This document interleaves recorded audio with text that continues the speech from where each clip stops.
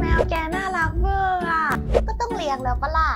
โอ้ยไม่เอาอ่ะเกิดเจ็บป่วยขึ้นมาฉันกินแกบแน่ฉันขอแวะมาเล่นกับแมวแกนี่แหละเดี๋ยวนี้เขามีประกันสัตว์เลี้ยงของทิพย์เพทเลเวอร์อ่ะเคยได้ยินปะไม่อ่ะของทิพยประกันภัยจ้ะเขาคุ้มครองทั้งน้องหมาน้องแมวทุกสายพันธุ์เลยนะสมัครได้ตั้งแต่3 เดือนถึง7 ปีเลยจริงดิยังไม่จบจ้ะค่ารักษาพยาบาลค่าฉีดวัคซีนค่าชดเชยบุคคลภายนอกค่าฝากเลี้ยงด้วยนะและอื่นๆอีกเพียบเริ่มต้นเพียงปีละ500 บาทเองนะเฮ้ยดีเกินปุยมุยอ่ะ